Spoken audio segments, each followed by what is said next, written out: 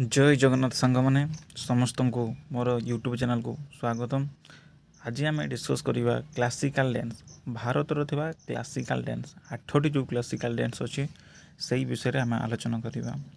Classical dance बा आम कहू शास्त्रीय नृत्य। जदि आम ओडिया रे कहबा शास्त्रीय नृत्य तो नाट्य शास्त्र हूँ भारतर शास्त्रीय नृत्यर मूल ग्रंथ। तार मूल ग्रंथ हूँ आमर नाट्य शास्त्र, जोठी नृत्य नाट्य अभिनय प्रभृति संबंध में यह एक विश्वकोश बोली कहले अत्युक्ति हेब नहीं।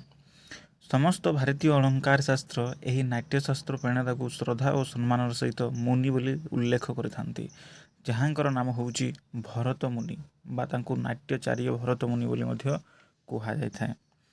तो आमर मुख्यतः 8टी भारतीय क्लासिकल डांस रही शास्त्रीय नृत्य रही।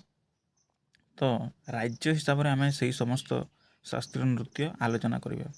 तो सर्वप्रथम जब देखा ओडिशार शास्त्रीय नृत्य होउची ओडिसी, मणिपुर शास्त्रीय नृत्य होउची मणिपुरी, उत्तर प्रदेश शास्त्रीय नृत्य होउची कथक, तमिलनाडुर शास्त्रीय नृत्य होउची भारतनाट्यम, आंध्र प्रदेश कुचिपुड़ी, केरल कथकली एवं मोहिनी नाट्यम। केरल 2टा अच्छी आप लक्ष्य करेंगे। आसाम शास्त्रीय नृत्य